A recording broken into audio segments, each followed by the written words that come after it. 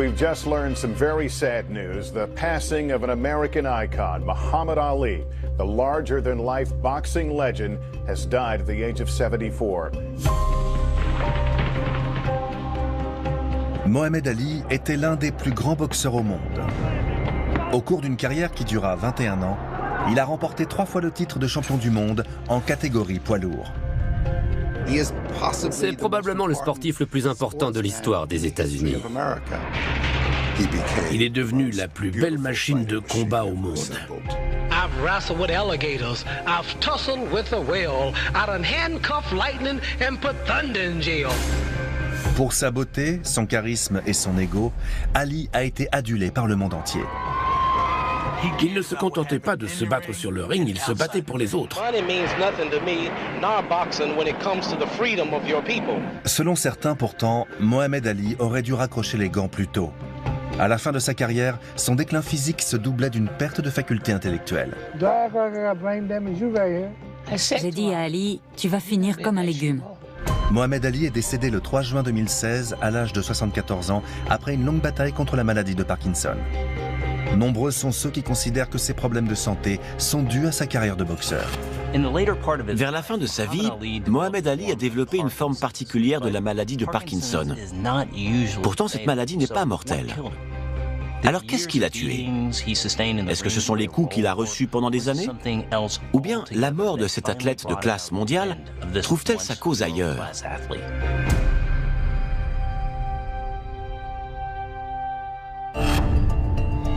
Le docteur Michael Hunter, médecin légiste de renommée internationale, a conduit des milliers d'autopsies.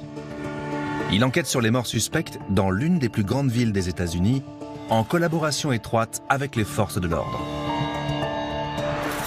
Grâce à des éléments biographiques, des rapports médicaux et des témoignages, je vais me pencher sur l'histoire médicale de Mohamed Ali. Je vais chercher les preuves que la pratique de la boxe a porté préjudice à la santé du sportif pendant et après sa carrière.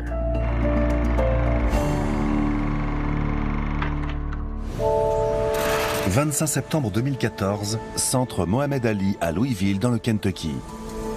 20 mois avant la mort du boxeur.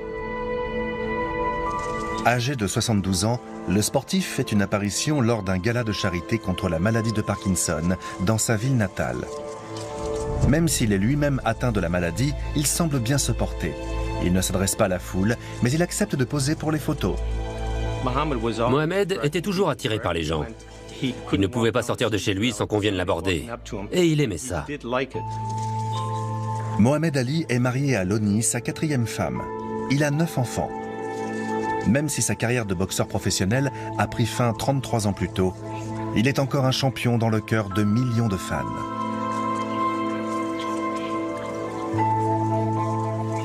Mohamed Ali a adoré être Mohamed Ali jusqu'à la fin de ses jours.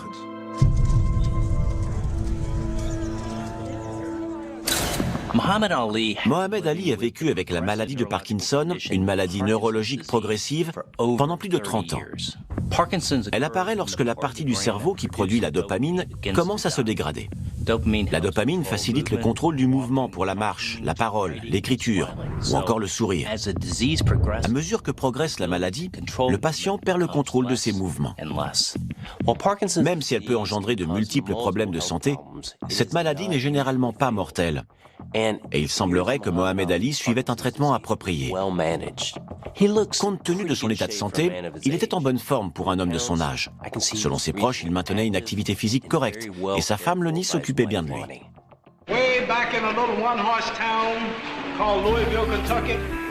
Mohamed Ali, de son vrai nom Cassius Marcellus Clay Jr., est le fils de Cassius Marcellus Sr. et Odessa Clay. Il naît le 17 janvier 1942. Son père est artiste et peintre de panneaux d'affichage. Sa mère est femme de ménage. Ali a grandi à Louisville, dans le Kentucky, dans les années 40. La ségrégation était en vigueur à Louisville. Il y avait des écoles séparées pour les Blancs et les Noirs. C'était comme ça dans le sud du pays. Tout ce dont pouvaient rêver les jeunes noirs, c'était de devenir un jour professeur dans une école exclusivement noire. Cassius Clay devient boxeur à l'âge de 12 ans. On raconte qu'il se serait fait voler son vélo et qu'il aurait voulu corriger le coupable. Joe Martin, un policier qui était aussi responsable d'un petit club de sport et de boxe, lui aurait alors suggéré de commencer par apprendre à se battre. Il m'a raconté des années plus tard, quand j'ai découvert la boxe dans cette salle de sport, c'est comme si Dieu m'avait dit ce que je devais faire de ma vie. En 1954, Cassius remporte son premier combat amateur et en 1960, il est sélectionné pour représenter les États-Unis aux Jeux Olympiques. À l'époque, Cassius se distinguait des autres par sa force et sa détermination. Il travaillait plus dur que tous les autres garçons du club de boxe. Mohamed disait toujours, ce n'est pas ce qu'on fait sous les projecteurs qui compte, c'est la sueur qu'on a fait couler avant. Aux Jeux Olympiques, Cassius Clay décroche la médaille d'or et devient aussitôt la coqueluche des médias. Il avait une aura remarquable. Il n'avait que 18 ans et pourtant les gens l'adoraient. Il était télégénique, il crevait l'écran. 3 ans plus tard, Cassius Clay devient le plus jeune boxeur à décrocher le titre de champion poids lourd en détrônant l'invincible Sonny Liston.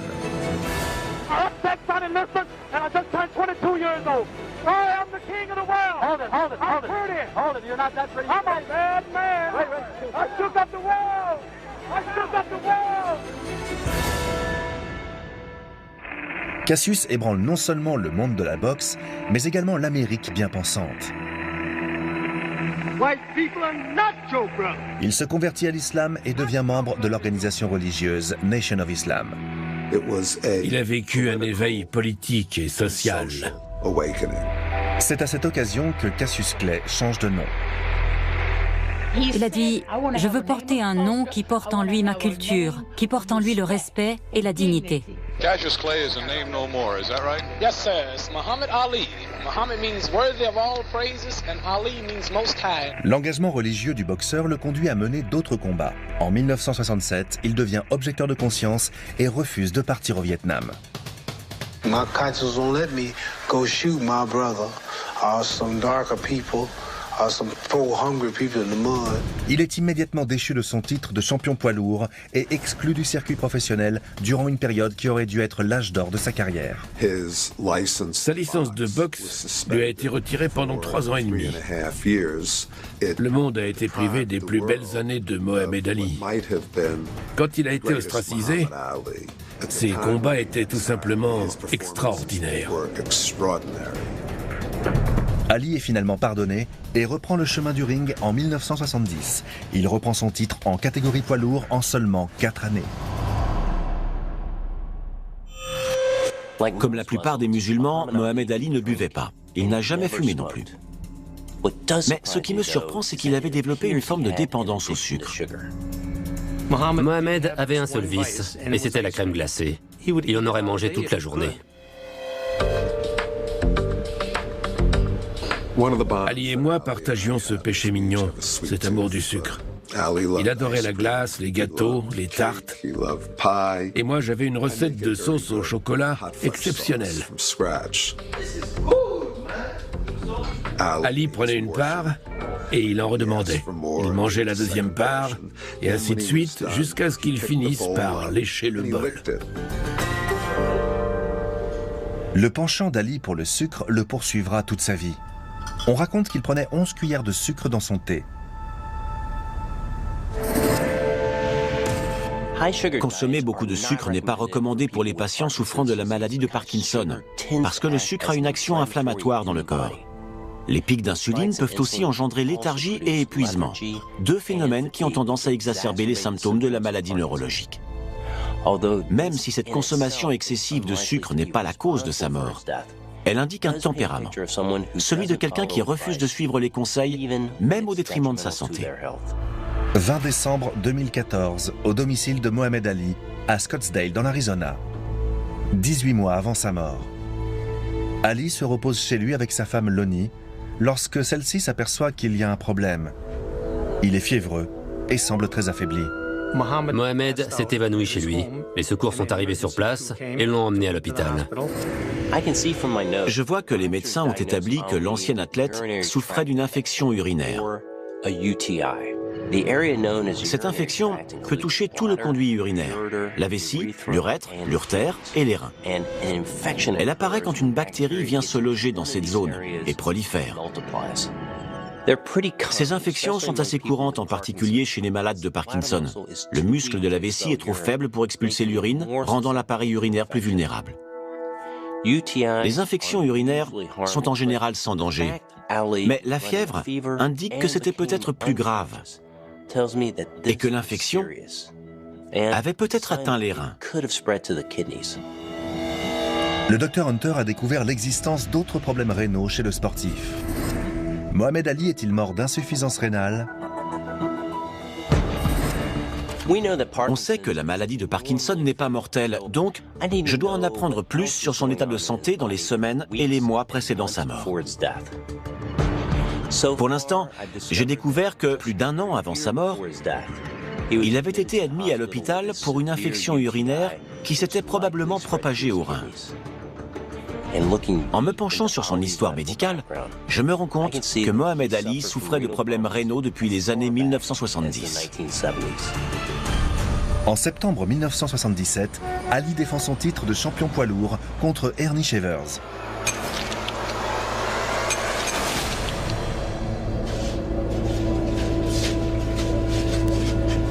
Après 15 rounds d'une grande violence, Ali est déclaré vainqueur, mais son visage et son corps ont été sévèrement touchés. Ernie Shavers, c'est l'un des plus grands cogneurs du monde de la boxe.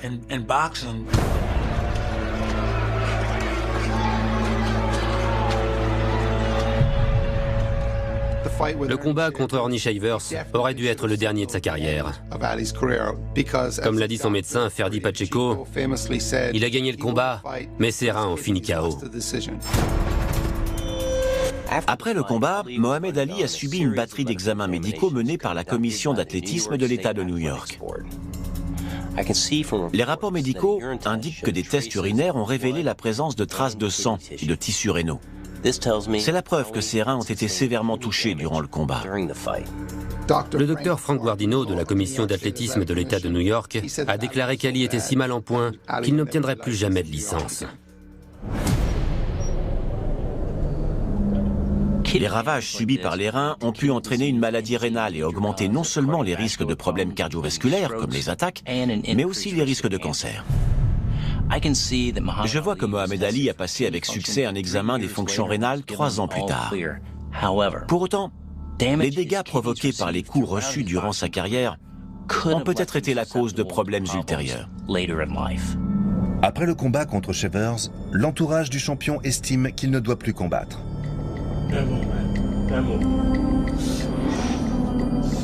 Je voulais qu'il arrête la boxe.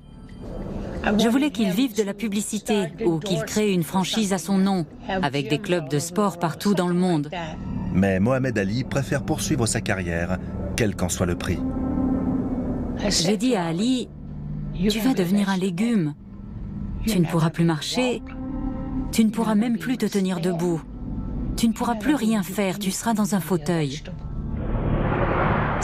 Le succès est addictif. L'adulation est addictive. Son identité était entièrement définie par son statut de champion poids lourd. On lui a demandé de tirer un trait sur sa carrière, de tirer un trait sur ce qui occupait ses journées et de renoncer à tout ce qui alimentait son ego et son amour-propre. Ce n'est pas étonnant qu'il ait eu du mal à jeter l'éponge. En coulisses, ses proches s'inquiètent de son état de santé et supplient le champion d'arrêter la boxe. Après un combat, il se tenait la main en disant « Je ne peux pas l'empêcher de trembler ». Et il m'a regardé en disant « Je crois que c'est grave ».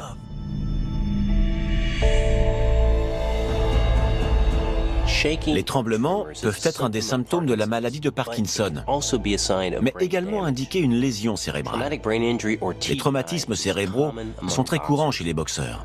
Un coup de poing qui peut vous mettre KO peut tout aussi bien provoquer une lésion cérébrale. Les symptômes du traumatisme crânien sont multiples. Difficulté d'élocution, diminution de l'agilité et tremblement.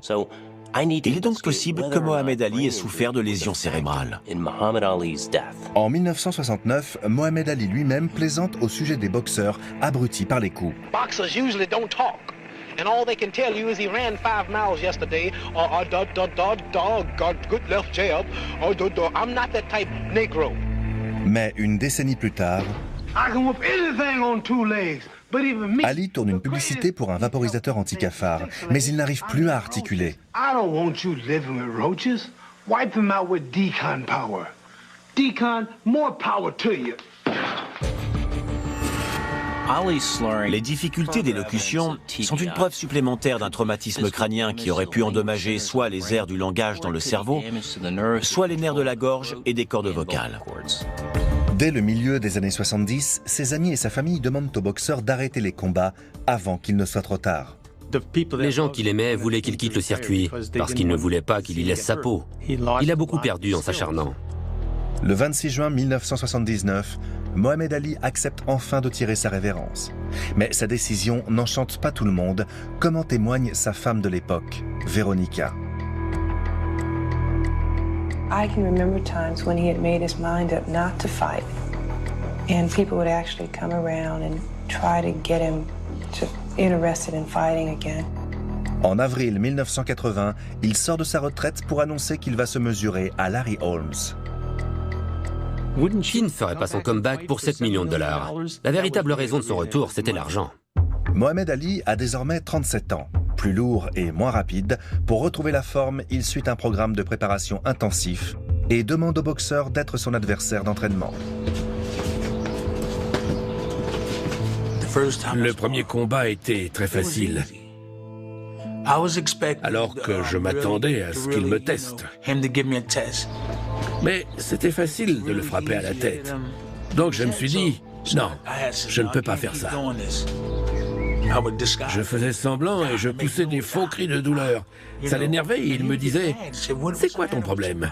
Pourquoi est-ce que tu ne frappes pas ?» Je me disais « Il y a un problème.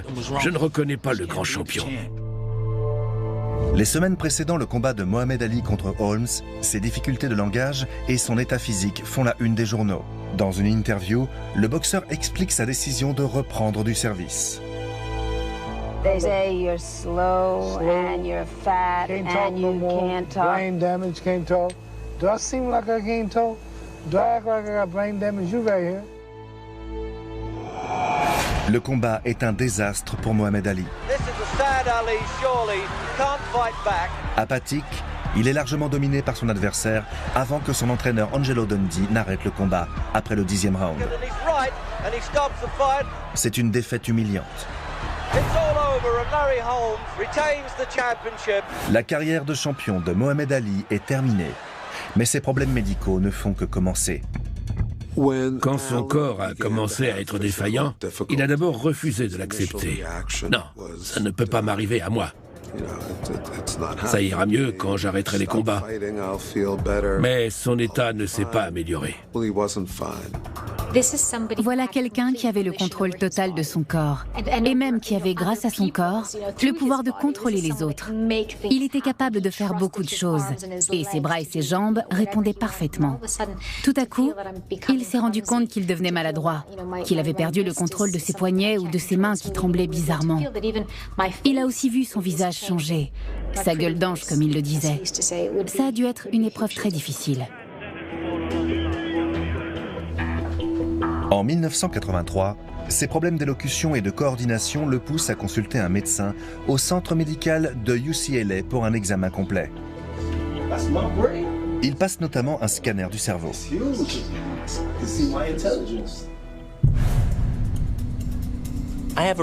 J'ai ici les résultats d'un scanner réalisé en 1983 à UCLA. Le compte-rendu est alarmant. L'examen révèle 2 anomalies, une dilatation du 3e ventricule et une perforation de la membrane qui sépare les ventricules latéraux. Les ventricules sont des structures profondes qui permettent à la moelle épinière de circuler entre les différentes zones du cerveau. Pour autant, ces résultats ne permettent pas à eux seuls de conclure que le patient a subi un traumatisme crânien. Donc je peux l'écarter comme cause du décès. Il est évident que les tremblements et les difficultés d'articulation sont les premiers signes de la maladie de Parkinson qui a été diagnostiquée en 1984. Mohamed Ali a reçu un traitement standard visant à remplacer la dopamine que son cerveau était incapable de produire. Mais le Dr Hunter a découvert que le boxeur a reçu durant sa carrière une blessure aux conséquences potentiellement mortelles. J'ai décidé d'éliminer les lésions cérébrales dues aux multiples coups reçus à la tête comme cause de la mort. Cependant, en passant en revue la carrière du boxeur, je me suis rendu compte de l'existence d'une autre conséquence potentiellement mortelle de ces années de combat, les caillots sanguins.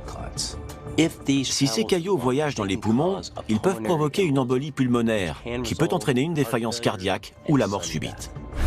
C'est en 1976, durant un combat d'exhibition avec le champion japonais des arts martiaux Antonio Inoki, que Mohamed Ali reçoit cette blessure.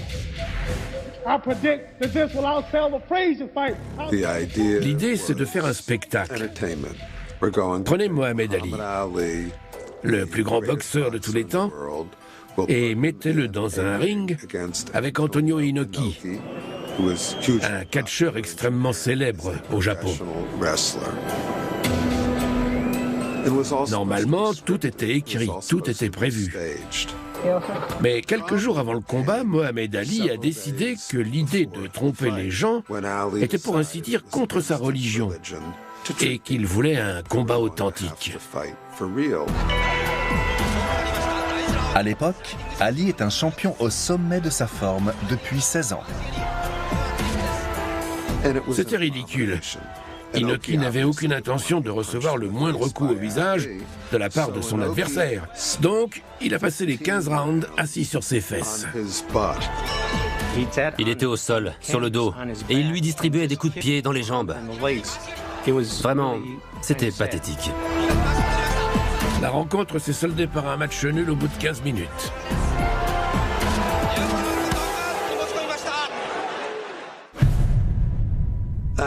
Ali avait honte de ce combat. Pourtant, il en a payé le prix physiquement. Après le combat, Mohamed a développé des caillots sanguins dans les mollets. Les caillots sont probablement dus aux blessures. Le réseau sanguin détecte une rupture des vaisseaux. Les plaquettes se lient aux protéines pour former des petits amas qui comblent les brèches. C'est un processus de guérison normal. Mais lorsque les blessures sont importantes, les caillots peuvent se détacher, voyager vers d'autres parties du corps et empêcher ainsi l'afflux sanguin vers des organes vitaux, en particulier les poumons. L'entourage d'Ali est extrêmement préoccupé par ces caillots sanguins et lui recommande de se faire masser pour les disperser. Masser des jambes qui présentent des caillots peut être très dangereux. En général, le caillot n'est pas complètement résorbé, mais en plus, il risque de se détacher. S'il se déplace jusqu'au poumon, il peut facilement provoquer une embolie pulmonaire. Même s'il y a eu de nombreux cas de décès suite à des caillots de sang dans le monde de la boxe, à ma connaissance, Ali n'a pas souffert de caillots à une autre occasion dans sa carrière. Ce combat a eu lieu presque 40 ans avant sa mort. Donc j'élimine l'embolie pulmonaire comme cause de son décès. 9 avril 2016, Phoenix, dans l'Arizona. 2 mois avant la mort de Mohamed Ali. Voilà 1 an que le boxeur a été hospitalisé pour une infection urinaire. Ce soir, il doit faire une apparition pour sa soirée annuelle de combat de stars, un gala de charité où se côtoient des célébrités du monde du spectacle et des grands noms du sport. Personne ne soupçonnait qu'il serait de retour à l'hôpital quelques semaines plus tard. Sur le moment, il avait l'air en forme. Les fonds récoltés durant les enchères ce soir-là sont destinés au Centre pour la maladie de Parkinson, créé par Mohamed Ali. En 23 ans d'existence, cette œuvre de charité a réuni 127 millions de dollars. Selon les témoignages des personnes présentes ce soir-là, rien dans le comportement du boxeur n'aurait pu laisser présager son déclin soudain 8 semaines plus tard. Donc je pense qu'il souffrait peut-être d'un problème cardiaque sous-jacent. Je remarque également qu'on lui a diagnostiqué par la suite une défaillance des fonctions thyroïdiennes. Au cours de l'été 1980, Mohamed Ali entame sa préparation physique pour le combat contre Larry Holmes. Pourtant, malgré un régime draconien, le champion ne parvient pas à perdre du poids. 3 semaines avant le combat, le docteur Charles Williams a rendu visite à Mohamed à Deer Lake et lui a annoncé qu'il avait un problème thyroïdien. La thyroïde est une glande dans le cou qui contrôle le métabolisme. Une réduction des niveaux d'hormones thyroïdiennes peuvent avoir des effets importants sur le corps, en particulier sur la force musculaire et sur le tonus en général. Sur le long terme, elle peut également provoquer des arrêts cardiaques. Si Mohamed Ali souffrait de problèmes thyroïdiens, il est probable qu'ils aient joué un rôle dans sa mort. Et il est certain qu'ils ont diminué ses capacités en tant que boxeur. Le docteur Williams prescrit aux sportifs du Tirolar. Le Tirolar est utilisé pour traiter les cas de dysfonctionnement thyroïdien. Ce médicament vient suppléer la production de la glande thyroïdienne. Ses effets secondaires incluent vomissements et courbatures. C'est un médicament dont le dosage est délicat. Une surdose peut entraîner une accélération du rythme cardiaque. Mohamed Ali révélera plus tard à ses amis qu'il prenait souvent 2 ou 3 fois la dose recommandée. Il disait, si c'est bon d'en prendre un, 2 c'est mieux. Mais un autre élément dans les archives de Mohamed Ali me laisse penser que son problème thyroïdien est peut-être en réalité une erreur de diagnostic. Je vois qu'il a pris durant sa préparation physique du Diatherix, qui est un médicament proche des amphétamines. Pour moi, c'est un signal d'alarme, parce que ce médicament n'est pas utilisé pour traiter les problèmes thyroïdiens. Je pense que les 2 médicaments étaient employés comme des pilules amaigrissantes. En effet, leur consommation excessive entraîne une perte de poids. Ils augmentent le métabolisme, le corps dépense plus d'énergie et brûle plus de graisse. Mais les amphétamines ont aussi tendance à augmenter le rythme cardiaque et la tension artérielle, et peuvent provoquer des problèmes cardiaques, voire des attaques cérébrales. C'est assez triste de voir la transformation de quelqu'un qui vénérait son corps et qui en est venu à le malmener pour pouvoir continuer à se battre.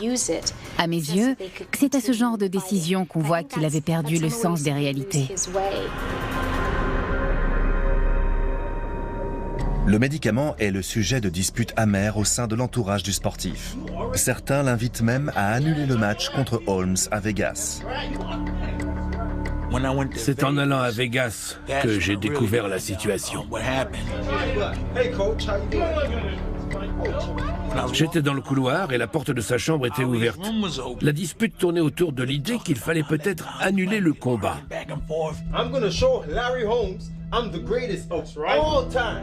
Je me suis dit, j'en reviens pas qu'il parle de ça.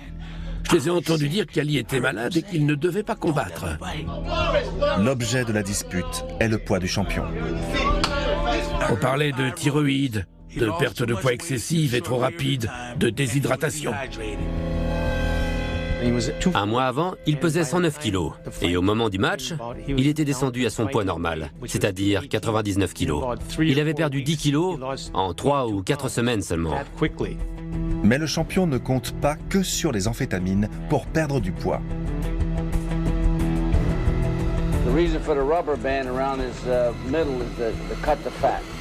Il voulait perdre du poids. On le tartinait tout le temps d'Albolène, une crème démaquillante.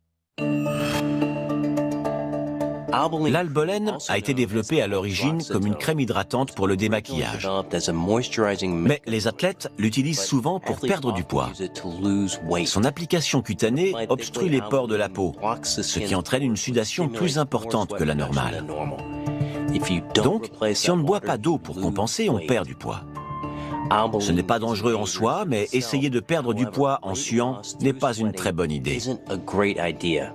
On ne brûle pas de graisse. On se déshydrate, rien de plus. Je ne pense pas que son régime choc ait eu des conséquences médicales sur le long terme. Des examens réalisés dans les années 80 n'indiquent aucun signe de problème de la thyroïde ou du cœur, donc j'élimine cette perte de poids comme facteur de la mort de Mohamed Ali. Fin avril 2016. Maison familiale de Mohamed Ali à Scottsdale, dans l'Arizona. 6 semaines avant sa mort. L'ancien boxeur commence à avoir des hallucinations. Il s'imagine de retour sur le ring avec Frazier et Foreman.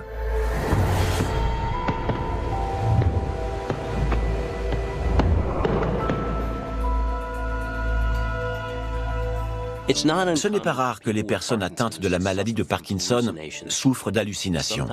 Parfois, c'est dû au traitement. Mais elles peuvent aussi être déclenchées par une forte fièvre, due à une infection. Non seulement Mohamed Ali souffrait d'infections urinaires à répétition, mais la maladie de Parkinson augmente d'autres risques d'infection, comme la pneumonie. La pneumonie peut être mortelle. Est-ce que Mohamed Ali est mort de cette maladie? 30 mai 2016, centre médical de Scottsdale en Arizona. 4 jours avant sa mort. Mohamed Ali a été hospitalisé suite à une chute à son domicile.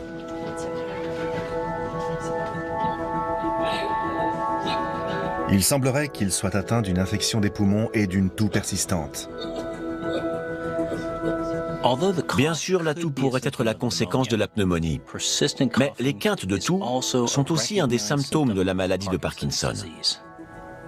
Le cerveau n'est plus en mesure de contrôler les muscles du larynx, qui sont sollicités pour tousser, avaler et parler. La salive s'accumule dans la gorge, ce qui provoque chez le patient le besoin permanent de tousser. Mohamed émettait une sorte de son guttural quand il parlait et quand il toussait. C'était très bas et grave. On aurait dit qu'il essayait de contrôler sa voix avec son torse.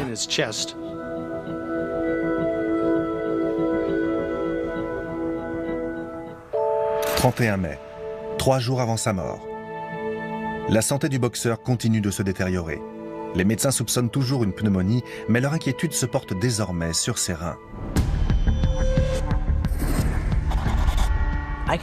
Je vois sur le rapport médical qu'il a subi une dialyse. Le sang du patient est filtré, les déchets que les reins défaillants sont incapables de traiter sont extraits et le sang est réinjecté dans le corps. On utilise ce procédé quand les fonctions rénales sont profondément dégradées. 24 heures plus tard, Mohamed Ali est admis à l'hôpital. Les médecins annoncent à la famille qu'il faut se préparer au pire. Lonnie a appelé sa fille Leila pour lui dire qu'il était à l'hôpital.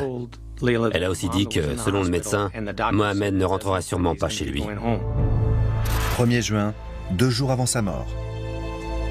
L'état de santé de Mohamed Ali est critique. Les infirmiers s'apprêtent à le mettre sous respirateur. Le corps médical refusait de mettre le champion sous respirateur à moins que ce ne soit vital. En effet, insérer un tube dans les voies respiratoires peut augmenter les risques d'infection. De plus, l'accumulation des déchets transportés dans le sang dû à l'insuffisance rénale mettait déjà son cœur à rude épreuve.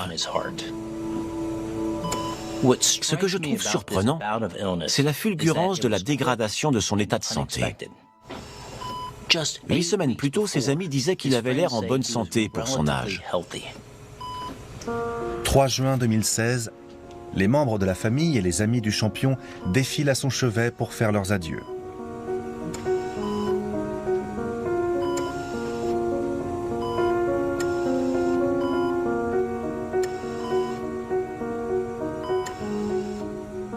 Anna a raconté qu'elle lui avait fait ses adieux en lui disant « C'est bon papa, maintenant tu peux partir, tout ira bien pour nous ».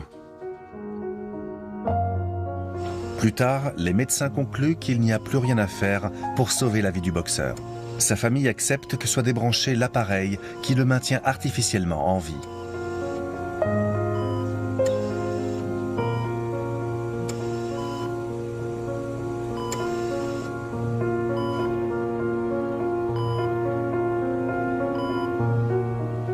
J'étais chez moi et Anna m'a appelé pour me dire « Ils ont débranché le respirateur et son cœur a continué de battre pendant 20 minutes encore. »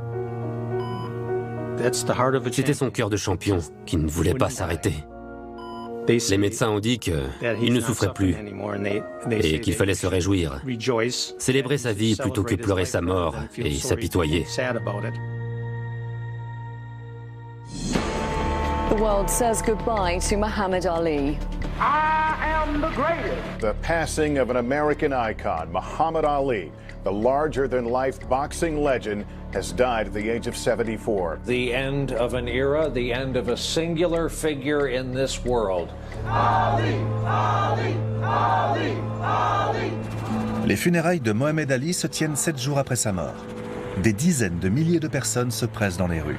L'acteur Billy Crystal, la femme du boxeur, Lonnie, ou encore l'ancien président Bill Clinton font partie des personnalités qui prennent la parole pour lui rendre hommage. I can just hear Muhammad saying now, well, I thought I should be eulogized by at least one president.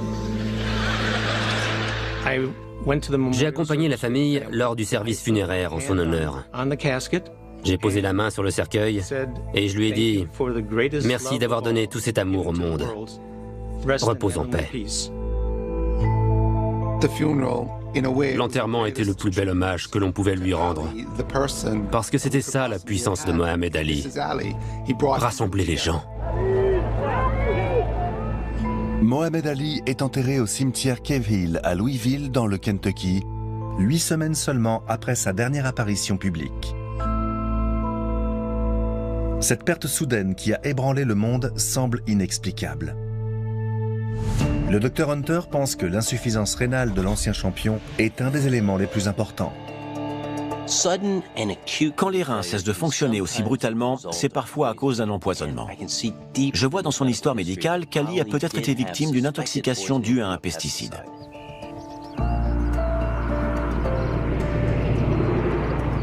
En juillet 1988, il a subi des examens pour détecter un éventuel empoisonnement aux pesticides. À l'époque, les médecins pensaient qu'il avait pu inhaler la substance toxique en s'entraînant en extérieur.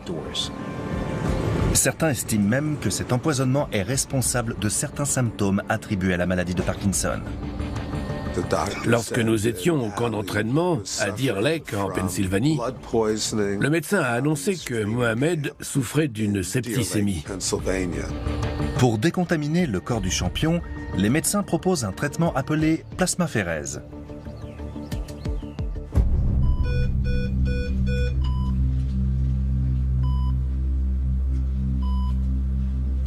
Le sang est extrait du corps, nettoyé de toute trace de poison et enfin réinjecté.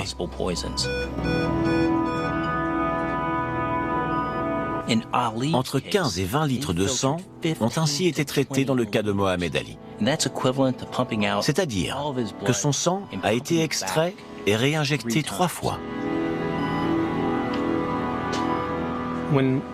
Quand Mohamed demandait certains traitements, Lonnie parlait avec les médecins et il trouvait des solutions. L'un d'entre eux a eu l'idée de laver le sang de Mohamed. Selon lui, en théorie, ça devait marcher. Quand j'ai appris ça, j'ai dit à Lonnie, « C'est dingue ce truc.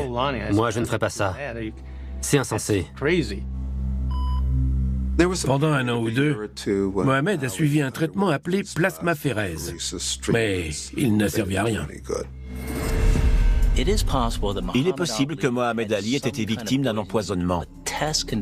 Mais les examens menés en septembre 1988 n'ont révélé aucune trace de pesticides. Donc je peux éliminer cette hypothèse. Après une analyse exhaustive de tous les éléments disponibles, le Dr Hunter peut enfin livrer ses conclusions sur la mort de Mohamed Ali. À mon avis, Mohamed Ali est mort des suites d'un choc septique. Le sepsis est un syndrome très grave dû à une réponse immunitaire importante destinée à combattre une infection. Les anticorps libérés dans le sang pour lutter contre l'infection déclenchent une inflammation généralisée qui provoque des caillots sanguins et une perméabilité des vaisseaux sanguins. La circulation du sang est altérée, ce qui prive les organes de nutriments et d'oxygène. Dans les cas les plus graves, un ou plusieurs organes deviennent défaillants. Dans les cas les plus extrêmes, le cœur s'affaiblit et les patients font un choc septique. Dans ce cas, les différents organes, les poumons, les reins ou le foie, s'arrêtent de fonctionner rapidement et le patient meurt. Dans le cas de Mohamed Ali, c'est vraisemblablement la pneumonie qui a déclenché le sepsis. C'est pour cela que ses reins ont lâché, en dépit de tout antécédent de pathologie rénale. À l'hôpital, tout a été fait pour l'aider à combattre l'infection et la septicémie. Mais après avoir combattu la maladie de Parkinson pendant 33 ans, l'ancien champion était à bout de force.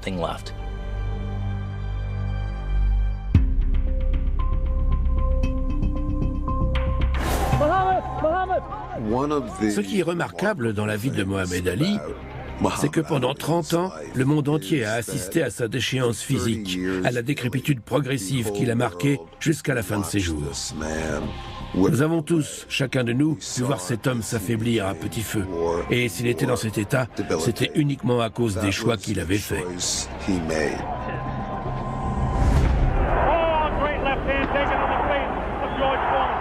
Chaque jour, il se demandait si Dieu devait me juger sur ce que j'ai fait aujourd'hui. Est-ce que j'irai au paradis ou en enfer?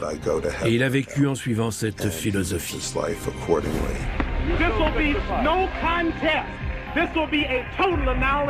Son combat, c'était mon combat. On était tous dans le même bateau. On nous traitait tous de la même manière. Il voulait simplement faire changer les choses. My stand for my religious belief, my stand for my people, speaking up for my people, all of them are with me, and that's all I want. Il a toujours défendu ses idées. Et c'était sa force. L'histoire de Mohamed Ali n'est pas seulement celle de la boxe, c'est celle de l'Amérique du XXe siècle, de l'esclavage, de la ségrégation, de la guerre du Vietnam, des droits civiques, de l'islam. C'est pour ça qu'il était si différent. Et c'est pour ça qu'on parlera de lui pour toujours. Mohamed Ali avait décidé qu'il serait le meilleur. Et il a boxé pendant 21 ans, en ne perdant que 5 des 61 combats auxquels il a participé. Non seulement il était l'un des meilleurs boxeurs, mais il a également été une source d'inspiration et d'espoir pour tous les patients atteints de la maladie de Parkinson. I must be the greatest. I shook up the world.